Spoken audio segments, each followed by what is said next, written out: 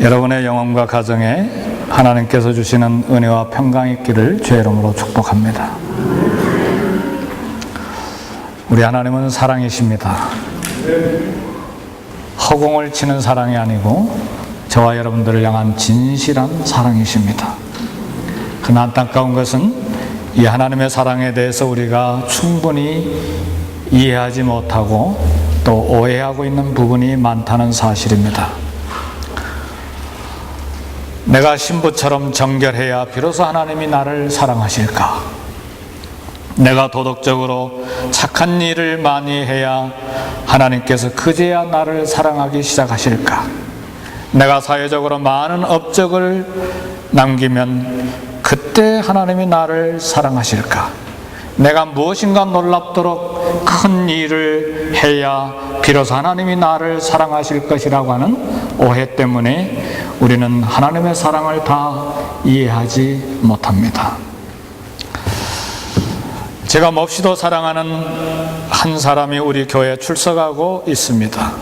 저는 이 사람을 만나면 사랑스러워서 반갑게 아주 다른 사람보다 더 얼굴을 활짝 펴고 반갑게 인사합니다. 그런데 이 사람은 담임 목사인 저를 보고 본체 만체 인사도 하지 않습니다. 손을 내밀어 악수를 청해도 손을 내밀지 않습니다. 대화하고 싶어서 가까이 가도 아는 체도 안 합니다.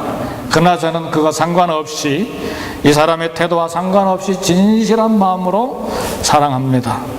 그래서 나는 이 사람이 위대한 사람이 되도록 적어도 일주일에 한두 번씩은 기도합니다. 이 사람이 누군가 시기 질투하지 마세요.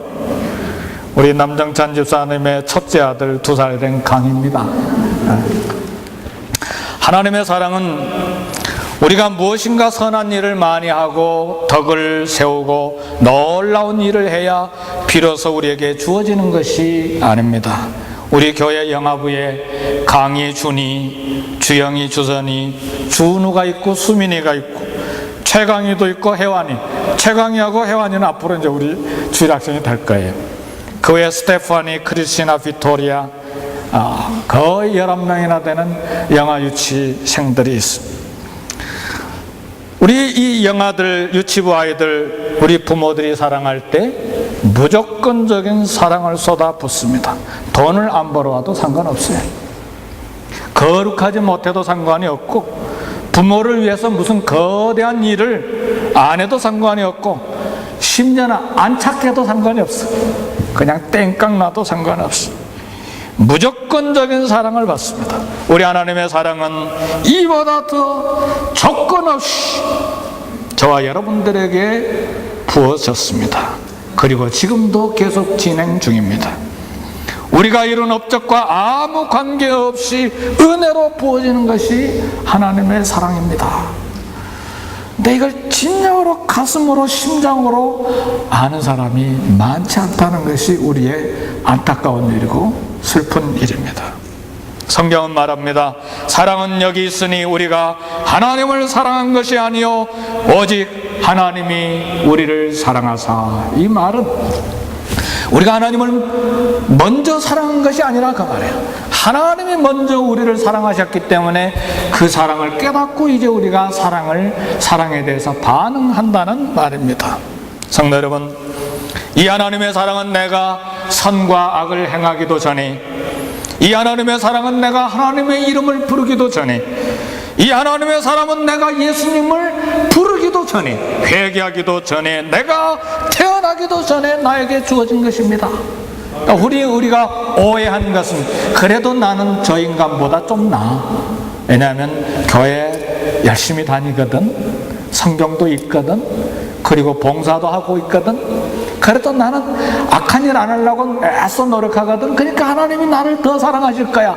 천만에요. 우리가 선과 악을 행하기도 전에, 예수님을 전혀 믿기도 전에, 오히려 에베소서 1장 3절, 4절, 5절, 6절에 보면 창세전에 예수 그리스도 안에서 하나님께서 나를 사랑하셨다 말씀하십니다. 아무런 공로 없이, 아무런 조건 없이. 그런데 왜 하나님께서 나를 이처럼 사랑하시는지 그 이유를 누구도 알지 못해요. 저도 모르고 여러분도 몰라요. 단 한 가지 성경은 말합니다. 이는 하나님은 사랑이심이니라. 아무런 이유를 발견할 수가 없어요. 단 한 가지, 하나님은 사랑이심이니라. 하나님은 사랑이십니다. 이 사랑은 우리에게서 끊을 수 없는 하나님의 사랑이요 취소되지 아니하는 하나님의 사랑입니다. 오늘 로마서 본문 8장은 우리에게서 끊을 수 없는 하나님의 사랑에 대해서 말합니다. 우리에게서 이 끊어질 수 없는 이 하나님의 사랑은 도대체 어떤 사랑인가? 여기에 대해서 5가지 질문을 오늘 31절부터 39절까지 우리에게 질문을 합니다. 그러나 이 5가지 질문은 영원한 답변이 없는 질문입니다. 2000년이 지난 지금까지도 아무도 답변하지 못하는 질문입니다. 그 이유는 질문 속에 의심할 수 없는 명백한 답변이 들어있기 때문에 그렇습니다. 첫 번째 질문, 31절의 말씀을 보니까 만일 하나님이 우리를 위하시면 누가 우리를 대적하리요? 이 세상에는 대적들이 너무 많아요. 국민학생들도 요즘 초등학생이라고 그러죠. 초등학교에 가도 대적이 있어요. 이렇게 왕따 시키잖아요. 저도 초등학교 때 왕따 당한 적이 있었어요.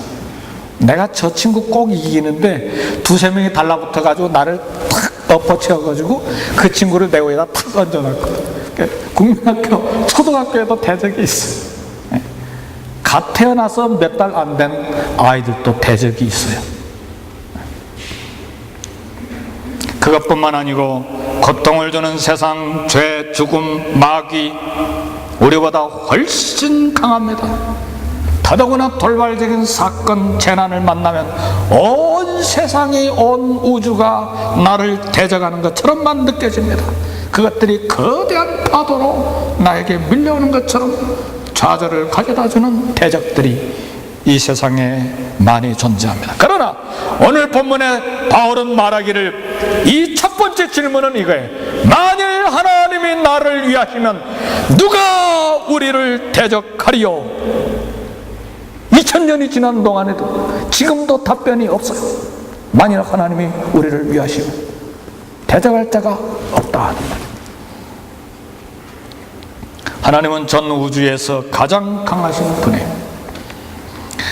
얼마나 강하신지 비유를 들을 수가 없을까. 그래서 이제 인터넷 서핑을 했어요. 그래서 미국이 얼마나 강한지 좀 봤어요. 미국 경제적으로 지금 힘들어하고 있지만, 그래가지고 중국의 앞에서 이렇게 몸을 옴사리고 있는 걸로 저는 느꼈는데 이걸 보고 깜짝 놀랐어요. 미국의 군사력이요, 전 세계 군사력 2위부터 10번째 나라까지 다 합친 것보다 두 배나 강해요. 이거 아셨어요? 이 미국이 이게 보통이 아니구나. 전 세계 군사력의 절반을 소비하는 나라예요. 그래도요, 아무리 미국이 강대한 초강대국이라고 해도요, 하나님 앞에서는 이 군사력이 소꿉장난도 안 돼요. 장난감에 불과해요. 하나님보다 더 강한 분은 없습니다. 하나님은 온 땅을 창조하시고 통치하시고 다스리고 계십니다. 놀라운 사실은 온 세계를 다스리고 통치하시는 하나님께서 저와 여러분들의 아빠, 아버지라는 사실이에요. 그분이 저의 아버지예요. 이분이 우리에게 고백하는 것은 벌저다 세상 끝날까지 내가 너희와 항상 함께 있으리라. 항상 함께 있다고 하시는 말씀은 군사력으로 나를 보호하시겠다는 말씀입니다. 항상 함께 있다고 하는 말씀은 나를 위해서 싸워주시겠다는 말씀입니다. 그렇다면 어떤 세력이 우리를, 여러분 한 사람 한 사람을 대적할 수가 있다는 말입니까? 지옥의 모든 세력들이 총출동을 한다 할지라도 하나님이 나와 함께 하시고 나를 위하시기 때문에 누가 나를 대적하겠냐 그 말이에요.